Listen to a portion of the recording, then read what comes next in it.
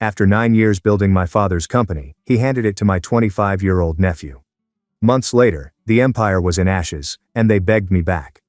I've always considered myself to be a well-organized man. But now, I've begun to doubt everything. Let me set the situation for everyone. This all started during my father's 58th birthday celebration, and it seemed like my life was turned upside down in a moment.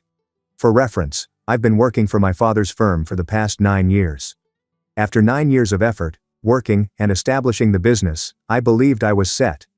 I expected to inherit the firm one day, as any devoted family member would. After putting in the effort, it was a pretty enormous celebration. We had friends, relatives, business partners, you name it. My parents enjoy a good celebration, and today was no exception. Drinks were flowing, the food was delicious, and everyone appeared to be having a fantastic time. Then came the time my father stood up to make a toast. I expected it to be the usual. A few of jokes, a sincere thank you, and maybe a little something about how much he was looking forward to retirement. But then he made the announcement. I'm happy to say that after much thought and discussion, I'm ready to retire in a few months, and I've decided to pass the torch of CEO to someone who I think will take the company to new heights. My grandson, Aaron Miller. I sighed. I believed I had misheard him. Aaron is a grandson. The youngster is 25, has just graduated from business school, and has no real-world experience. And yet, he is the one taking over the firm to which I have committed more than a decade of my life. The clapping and congratulations around the room were like daggers. My heart was racing, and my stomach felt as if it was about to burst. I tried to seem calm, but inwardly, I was angry. Don't get me wrong, I don't detest Aaron. He's a nice enough kid when you talk to him at family gatherings, but he's young and inexperienced. He has absolutely no idea how to operate a corporation.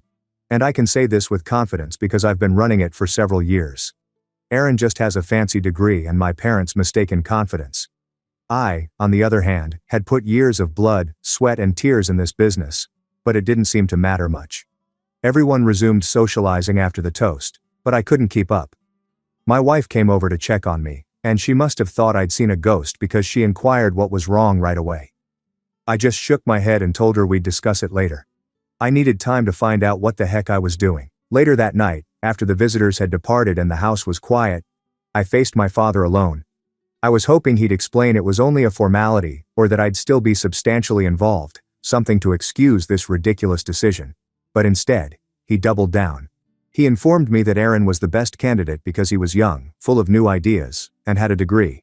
A friggin' degree. Meanwhile, for more than a decade, I had been in charge of developing client connections, managing the staff, and overseeing day-to-day operations. He even had the nerve to add, "You can still work with him, mentor him, show him the ropes." That was it for me. I told him right then that I couldn't remain. I couldn't imagine working for Aaron after everything I'd done for the firm. It wasn't even about the money or the championship at that stage. It was a principle. I had earned the post. I earned it. And being informed I wasn't even considered felt like a smack in the face. A brewer. The following several days were a haze. My parents attempted to talk me out of resigning, telling me I was overreacting and that I should think about the family, but I couldn't see it any other way. If they didn't regard my work enough to offer me the position I'd been striving for, I didn't see the sense in sticking. So I submitted my resignation, packed my office, and went away. Walking out of that workplace for the last time was one of the most difficult things I'd ever done. I had spent so many years there. I knew every inch of that area, both good and terrible. It wasn't just a job for me. It was part of my existence. Leaving was like severing a limb, but I knew I had to. Staying would have been much worse. My wife was wonderfully supportive during this. She said she respected my decision and was proud of me for advocating for myself. She understood how much this upset me, but she also realized I couldn't stay in an environment where I wasn't appreciated. That support meant everything to me since it seemed like the rest of my family was against me. My mother continued phoning, urging me to reconsider. My father even came up at my place unexpectedly one day to attempt to persuade me to come back, but every time they inquired, my response was the same. No, Ibru. The most difficult element of all of this was the sense of betrayal. My father and I used to be close, particularly when we initially began the firm. I gave up my own profession to assist him pursue his goal. And it seemed like he was tossing me away. And for what? Some believed Aaron was the future just because he had a degree. It did not make sense. After I departed, I did not hear from Aaron directly. I'm not sure if he wanted the post, or if he just agreed because my parents pushed. It didn't matter. The harm was done. My parents had made their decision, and now I had to make mine. The first several weeks after quitting were challenging. I kept repeating the talk with my father in my mind, wondering what I might have said or done better. But every time I arrived to the same conclusion, I made the correct decision. I could not have stayed and watched Aaron stumble his way through operating the company while I stood on the sidelines, biting my tongue. It wasn't only about me anymore. It was about my self-esteem. So, 4 months later, I'm still trying to stitch my life back together. I've been keeping my distance from my family while working out my future actions, and, as much as it hurts to admit it, I believe leaving away was the finest decision I could have made. If they couldn't perceive my worth, I had no reason to stay. After I resigned, I planned to leave the family company forever. I did not want to think about it, hear about it, or be reminded of its existence. But life does not operate that way, especially when what you're attempting to forget is related to your family. Despite my best efforts, I continued hearing about the firm and Aaron's awful leadership. At start, it was minor stuff. My friend who still worked there texted me, "Dude, Aaron just fired 3 senior employees because they didn't vibe with his vision." My immediate reaction was to chuckle, not because it was amusing, but because it was so inevitable. Aaron had no idea what he was doing. Those staff had been with us since the beginning and were intimately familiar with the firm. Losing them was like to chopping off a limb and expecting to run a marathon. Next, I learned that he was making some significant modifications to our contracts. I'm all for innovation, but Aaron was jeopardizing long-standing agreements. Relationships I had painstakingly constructed and cultivated. Clients began to walk away, dissatisfied and puzzled. And yet, my parents stood by him. "He's just adjusting," my mother told a mutual acquaintance. "It's all part of the process." Okay, fine. The process of tanking a corporation. A Braftoft. Then came the real kicker. Financial fraud. I don't know all the facts since I don't want to go into them, but from what I can tell, Aaron tried to exaggerate our figures to impress a large customer. A rookie error. The individual probably thought he was being smart, but all he did was raise a large red flag that said, "Audit me." The consequences were swift and severe. The company's reputation was ruined. Clients bailed huge mass and lawsuits began to pile up. Hearing about all of this seemed like watching a train accident in slow motion. On the one hand, I felt justified. I mean, I warned my parents that Aaron was unprepared for the position, but they didn't listen. On the other hand, it was difficult to witness something I had worked so hard to develop fall apart in such a short period of time. I didn't want to care, but I couldn't avoid it. That firm has been my life for 9 years. It was like witnessing someone smash a sledgehammer into a house you created with your own 2 hands. But here's the deal. Nothing in this shocked me. Aaron was never ready to lead. He grew up with a silver spoon in his mouth. I never had to battle for anything. He had an arrogance about him, as if he believed he could go into a room and sort things out as he went. That may work in classroom, but not in the real world. Business is not forgiving. It does not care about your last name or GPA. Aaron was learning the hard way. Bree, was not the only one who saw it coming. I started receiving calls and texts from old co-workers, people I hadn't spoken with in months. "Man, we miss you around here," one person said. "It's a shambles without you." Another said, "The place feels like a sinking ship. I don't know how much longer I can stay here." It was flattering, but also heartbreaking. These were folks I'd been working with for years, people who trusted and supported me. Hearing their plight made me want to help, but I knew better than to become involved. I was not about to go in and clean up Aaron's mess. That wasn't my job anymore. What really got me was how my parents handled everything. Instead of holding Aaron responsible, they created excuses for him. "He's under a lot of pressure," my mother remarked when questioned about the fraud allegations. "He simply needs time to regain his feet." Time? The guy had almost destroyed the firm in less than 4 months. How much more time did he need? And don't forget about my sister. She was Aaron's strongest supporter throughout it all, acting as if he was some kind of misunderstood genius. I'm not sure if she was truly crazy or simply too proud to acknowledge she had made a mistake. Whatever the case, it was irritating. She'd campaigned for Aaron to be CEO, persuaded my parents it was the appropriate choice, and now she was doubling down on her stupid judgment. I avoided it for the most part, but one day I couldn't resist. I ran into an old family acquaintance at the grocery store, and they casually commented on how wonderful it must be to see the next generation take over the business. I just smiled and remarked, "Exciting isn't the word I'd use." They laughed, but I was not joking. In some strange sense, witnessing the firm crumble was cathartic. It seemed like all of my irritation and fury at being passed over for Aaron had been vindicated. I was not insane. I was not overreacting. They had made a tremendous mistake, and they were now facing the consequences. However, I did not take pleasure in their failure. I had moved on, or at least tried to. I'd begun to ponder ideas for my own business, something I could start from scratch without the help of others. My wife was really supportive, urging me to take the initiative and accomplish something for myself. It was both terrifying and exhilarating. For the first time in years, I felt in charge of my own future. Meanwhile, my folks were scurrying. Mutual acquaintances informed me that they were working to mitigate the damage and recover client trust. Good luck with it. Once trust has been shattered, it is very tough to regain, particularly in business. And with litigation stacking up, they had more pressing issues to deal with. A Bruin. I had no idea how Aaron was managing things. I hadn't talked to him since I quit, and I honestly didn't want to. But, based on what I heard, he was in over his head. Some said he was still attempting to appear in control, while others thought he was on the point of a collapse. Either way, it wasn't my fault, babe. After 4 months, the corporation was a mere shell of its former self.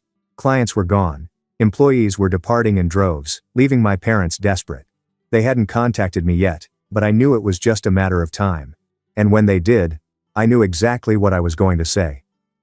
4 months after I left the family company, the unavoidable happened. I'd prepared myself for it, but seeing my parents standing on my porch hit me like a rush of confused emotions. They were older and more agitated than I had ever seen them. My father had an unpleasant rigidity about him, as if he didn't want to be there but knew he couldn't go. My mother, on the other hand, said volumes with her look. Desperation. A burr key. I did not welcome them in immediately away.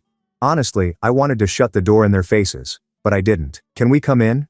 my father said, his tone uncertain. I stood aside without saying anything, and they shuffled in. The tension in the room was immediate.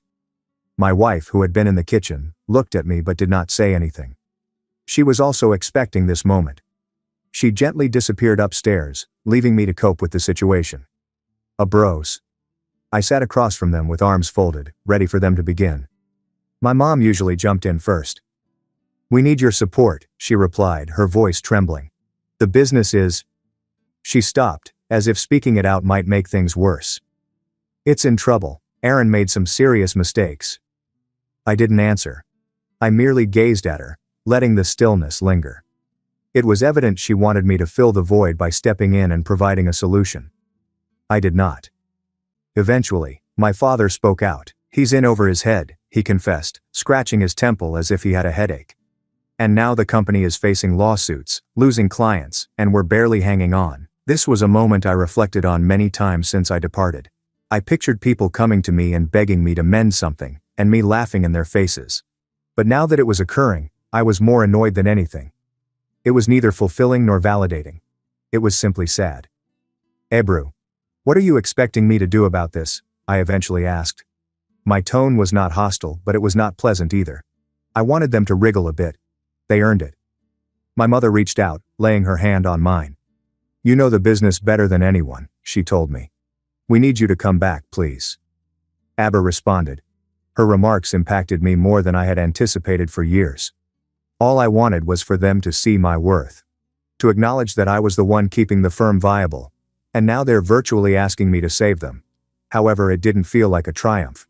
It seemed like an insult. Despite this, they still expected me to clean up their mess. "Why don't you ask Aaron?" I said, moving my hand away.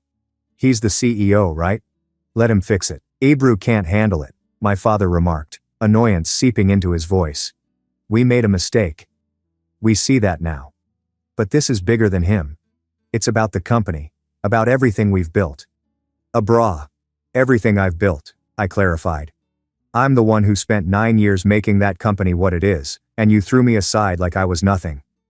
My father groaned deeply, reclining back in his chair. He looked exhausted and discouraged. "We thought we were doing the right thing," he joked. "We thought Aaron would bring something new to the table. But you were right. He wasn't ready.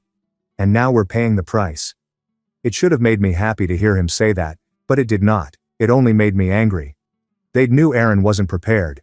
I had informed them repeatedly, but they had not listened. And now they expected me to pick up the pieces. I'm sorry. My mother replied quietly, tears welling in her eyes. We were wrong. We should have trusted you. But it's not too late. You can still fix this. A BR rose up and paced the room. You want me to fix it? I said, my voice rising. You think I can just walk back in there and magically make everything better? Do you even hear yourselves? You didn't trust me before, but now that you're desperate, I'm suddenly good enough. They said nothing, and the quiet just increased my rage. Do you even understand what you're asking? You're asking me to put my life on hold again. To bail you out of a situation you created. And for what? So you can pat me on the back and tell me good job, kid, before throwing me under the bus again. That's not what this is, my father stated firmly. This is about saving the company, saving our legacy. Nay hey bro, not mine, not anymore. Ibarui responded. My mother then began crying, sobbing into her hands. My father merely sat there, gazing at the floor, as if he had no idea what to do. For a moment, I felt guilty. They were my parents after all. But then I recalled the humiliation, the treachery, and the endless evenings I'd spent working late while they were away congratulating Aaron on his high grades. That enraged me more than their tears could ever soothe. Abra, I can't help you, I eventually answered, my voice firm. I won't. I've already begun working on my own plans. I'm now constructing something for myself, and I'm not going to throw it away to clean up your mess. My father looked up, his expression darkening. So that's it. You're just going to turn your back on your family? I laughed bitterly. You turned your back on me first. Don't try to guilt me into this. It won't work. They departed shortly after that. My mother was still sniffling, and my father appeared to want to dispute but lacked the energy. I let out a trembling breath as the door closed behind them. My wife came downstairs and wrapped her arms around me. You did the right thing, she said. You don't owe them anything. Abra, she was correct. Of course I knew this, but it still stung. Walking away from the firm had been difficult enough. Walking away from my folks seemed much more difficult. But I could not go back, not now, not ever. That night, as I lay in bed, I reflected about what they had said about salvaging the firm and correcting things. A part of me wanted to, not for them, but for myself, for the individuals I'd worked with and the clients who had put their faith in me. But another part of me realized it wasn't my duty anymore. They had made their decision, and they now had to live with it. That night I fell asleep more determined than ever that I was not going back. It was time to go forth. After my parents arrived at my door, I had a peculiar feeling of clarity. For the first time in months, I stopped looking back. I'd spent too much time stewing over what had happened, reliving the betrayal, disappointment, and rage. But after closing the door on them, metaphorically and practically, I understood it was time to concentrate on what was ahead. If I wasn't going back to their firm, I needed to create something on my own. Starting from scratch is intimidating, even if you know what you're doing. I did not have a large office or a fancy crew. Hell, I didn't even have a solid plan at start. All I had were the skills and knowledge I'd gained over the previous 9 years, as well as the drive to show to myself, and, perhaps to them, that I could do it. The first stage was deciding what sort of business I wanted to start. That was all I understood about real estate, so it was an easy decision. But I didn't only want to replicate my father's firm. I wanted to do something different and better. I'd learned a lot over the years, not just about the business, but also about how to treat people, clients, workers, and others. My parents had always run the firm like a machine, churning out transactions with little consideration for the people behind them. I wanted to create something more personalized, more human. I began by contacting a handful of my former clients, whom I had worked with for years and who trusted me. I stated that I was beginning my own business and asked if they would like to work with me again. To my astonishment and relief, the most of them were enthusiastic. We were wondering when you'd get back in the game, one of them added. Aaron's been a disaster. We've been waiting for someone to step up. Their replies gave me the confidence I needed. If they believed in me, I might be able to pull this off. But getting clients on board was only one part of the puzzle. I also required a team. The corporation was not going to run itself. That's where my former coworkers came in. I stayed in touch with a couple of them after I left, and I knew some were dissatisfied with how things were going under Aaron's leadership. I started making calls one at a time. "Hey, I'm putting something together," I informed them. "It's small right now, but I think it has potential. Are you interested?" The comments were overwhelmingly enthusiastic. Many of them had already left my father's firm, tired of the chaos and incompetence. "I'm in," one of them announced instantly. "I've been waiting for this call." Within a few weeks I had assembled a small but capable staff. We didn't have a beautiful office or flashy equipment, just a shared workstation and a lot of passion. It seemed like the early days of my father's business, when we were scrappy and hungry. Except this time, it was my vision and regulations. Setting up the business was a frenzy. Between registering the firm, creating a website, and finding out how to sell ourselves, I hardly had time to breathe. But it was exciting. Every minor triumph, such as a customer signing on or a lead turning into a sale, seemed like a huge accomplishment. For the first time in years, I wasn't simply working. I was producing something, which felt amazing. Of course, not everything went smoothly. I had moments of uncertainty, when I wondered whether I was taking on too much. The burden of handling funds, logistics, and customer relationships was exhausting at times. But every time I thought about quitting up, I reminded myself why I was doing it. I wasn't simply establishing a business, I was demonstrating to myself that I was capable. One of the most difficult problems was finding a balance between job and personal life. My wife was really supportive, but I knew it was not easy for her.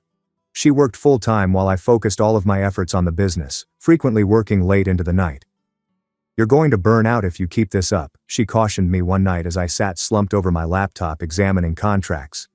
"I know," I said, scratching my temples.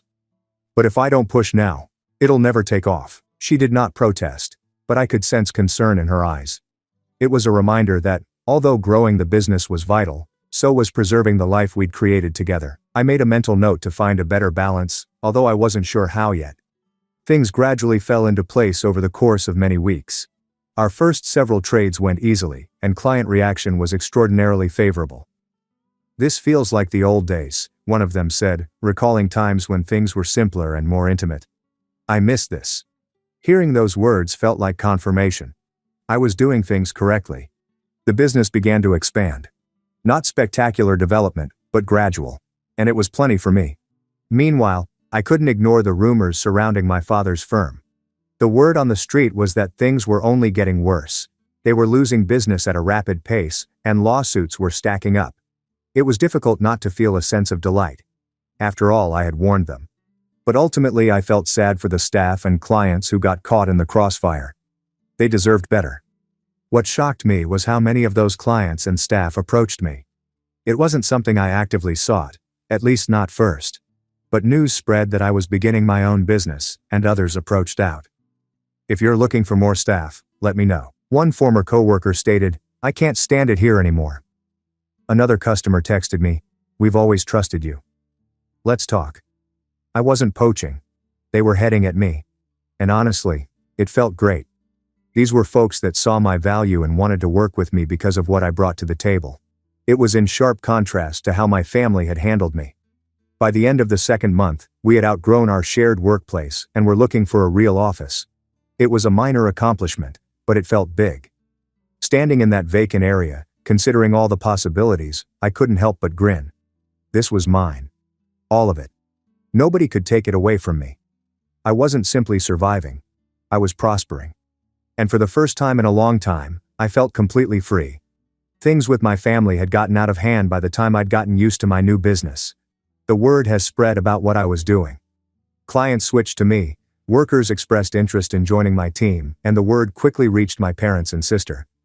I hadn't spoken to any of them since their visit to my house, and I didn't intend to, but they were clearly not done with me. It began with emails. My father sent a couple variants of the same message. He wanted to chat and figure things out. I disregarded them. Then my mother began phoning. First once a week, then every few days. I never picked up. She eventually left a voicemail, which made my fury boil. "I hope you're happy," she murmured, her voice shaking with barely suppressed wrath. "You're tearing this family apart. I don't know how you can live with yourself." I erased the mail without responding. What was there to say? They'd made their bed. Now they had to lay in it. I was not accountable for their mess, no matter how much they attempted to blame me. However, when my sister became involved, things really heated up. Unlike my parents, who were still attempting to shame me into returning, she went straight for the jugular. I unexpectedly received a letter from a lawyer. I initially believed it was an error, but as I went through it, my stomach plummeted. They accused me of stealing customers and personnel. According to the letter, I purposefully harmed their business by poaching important accounts and employees. They said I was breaching some type of unwritten family pact and asked that I stop all operations immediately. If I didn't comply, they threatened to take legal action. Bree couldn't help but giggle when reading that. It was so absurd and petty. When I worked there, my contract did not have a non-compete provision. I checked twice. They had no legal standing. However, the fact that they had resorted to this strategy revealed all I needed to know about their desperation. Rather than answer immediately, I submitted the letter to my lawyer. "Handle it," I instructed him. "I don't have time for this nonsense," he said, assuring me that the threat was empty and not to worry. Still, the entire experience left a terrible taste in my mouth. A few days later, my parents arrived at my office unexpectedly. It was their first time seeing the new area, and I could tell they weren't pleased. My mother glanced around with a barely veiled disgust, while my father's expression was a mix of fury and defeat. "Do you really think this is going to work?" my father questioned, nodding toward the office. "You're playing a dangerous game." I relaxed back in my chair, unconcerned. "It's already working," I explained simply. "And it's not a game." My mother's cheeks reddened with wrath. "You're ruining everything," she said. "Do you have any idea what you're doing to this family, to us, Ibra?" I stood up and spoke calmly but firmly. "What I'm doing," you said, "is building something for myself. Something you didn't think I was capable of. If that bothers you, that's your problem, not mine." Aburi, they didn't remain long after that. I believe they recognized there was no use in attempting to guilt me anymore. However, their visit left me disturbed. Not because of what they said, but because it verified what I had believed for a long time. They weren't just unhappy about losing the business. They were angry about losing control of me. For years I had been the dependable one, the one they could rely on to keep things moving smoothly. I'd given up so much of my own life to help them achieve their ambition, and now that I was gone, they weren't sure what to do. It was not about the customers or the money. It was about power dynamics, and they were furious that I had taken it back. Meanwhile, conditions at my father's firm were getting progressively worse. Employees were departing in droves and their reputation was shattered. Aaron, I heard, was hardly showing up for work anymore. Someone informed me he was seen at a pub in the middle of the day, appearing absolutely out of place. I didn't feel sorry for him, but I couldn't stop thinking about how all of this might have been prevented if my parents had made a different decision. The litigation remained ongoing, and from what I could see, the company's legal team was trying to keep up. I did not envy them. Trying to clean up Aaron's mess was like trying to extinguish a forest fire with a garden hose. It was only a matter of time before the entire structure collapsed. Throughout it all, I maintained my focus on my own business. We were steadily increasing and extending our personnel. I engaged a tiny marketing business to assist us spread the word, which paid off almost immediately. The queries began to come in, and for the first time in a long time, I felt hopeful about the future. One night, when I was analyzing our finances, my wife entered the room with a glass of ginger ale. "You know," she remarked, sitting next to me, "I don't think I've ever seen you this happy, ever." I smiled and laid the papers aside. "It feels good," I confessed. "Building something for myself, not answering to anyone else, a broofy." She placed her head against my shoulder. "You deserve it." Her comments stuck with me long after she'd gone to bed. For so long, I had been striving for someone else's favor. In some ways, my parents, relatives, and Aaron are all involved. But now I was actually doing something for myself. And for the first time, I didn't care what others thought. As I sat there, surrounded by the fruits of my labor, I understood something vital. This wasn't simply about proving my parents incorrect or outperforming Aaron. It was about demonstrating to myself that I was capable of more and didn't require their approval to achieve. And in that instant, I knew I had made the proper decision. Abrafi, allow them to submit their letters. Allow them to make their threats. I was not going back. Not now. Not ever. Months after my parents' impromptu visit to my office and my sister's ridiculous legal threats at an unexpected location. Contentment. My new business was doing nicely. Not completely, but enough to keep me occupied and positive. My wife had even mentioned reducing her own work to join me full-time, and the prospect of establishing something together made it all feel even more significant. Still, elements of my previous existence persisted in the background.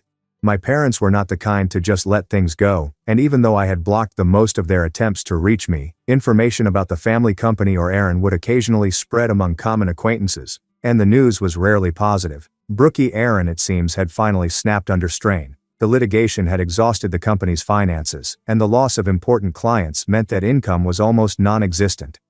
My father was obliged to dispose certain assets to keep the doors open. But even this wasn't enough. A handful of old co-workers who just joined me noted that the workplace was nearly empty. Employees who stayed were motivated by desperation rather than loyalty. One day, I received a call from an old client who had stayed with my father's firm longer than others. "Your parents sold the building," he explained. "I thought you'd want to know." This caught me off surprise. Selling the office. Since its inception, that building had served as the company's headquarters. It wasn't just a workstation. It was a representation of everything we had accomplished together.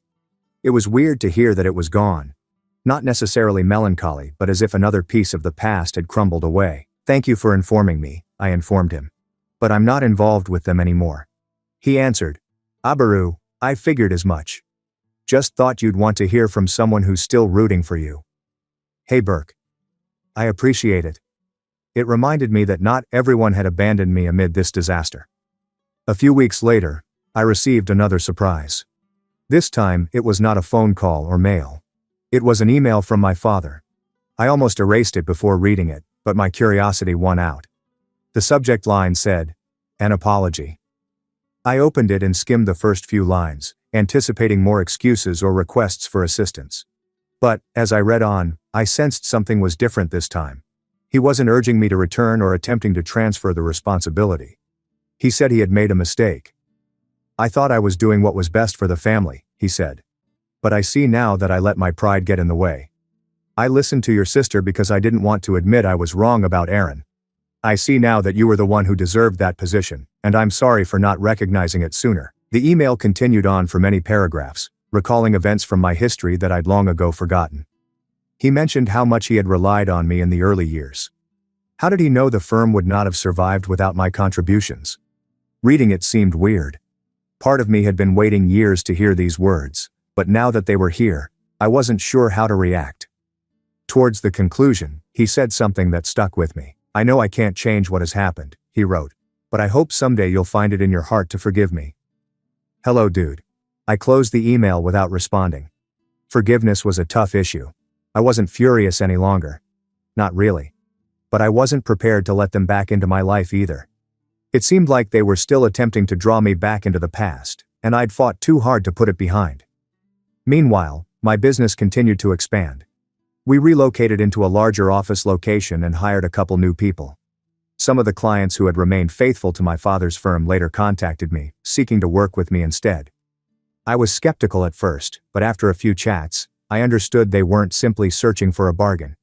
They were searching for stability. I gave them that, and in return, they trusted me. Aaron, last I heard, was living with my sister again. Although the claims were settled, the financial harm had already been done. He was supposedly seeking to find himself, although what that meant was unclear. I didn't wish him ill, nor did I feel sorry for him. He had been given an opportunity he was not prepared for, and he had squandered it. That was not my problem. My sister, understandably, was not handling the aftermath well. According to what I've heard from common acquaintances, she was bitter and resentful, blaming everyone but herself for what happened. My parents had ceased openly supporting her, so I knew all I needed to know. They were now seeing her for who she truly was, not the intelligent daughter they had always believed in, but someone who was capable of looking out for herself and no one else. One day, while sitting in my office and gazing out at the metropolitan skyline, I realized I felt free. Truly free. The weight of my family's expectations, disappointment, and manipulation was gone. For so long, I defined myself based on what others thought of me and what I could do to gain their acceptance. But suddenly, none of that mattered. I didn't start my business to prove a point or to defy them. I was doing it for myself, my wife, and those who believed in me. And it was enough. I'm not sure whether I'll ever totally reconcile with my family. Perhaps someday, after the dust has settled, we will be able to repair the broken parts. Perhaps we won't. Either way, I'm okay with it. For the time being, my attention is on the future. And for the first time in years, it seems like it belongs to me.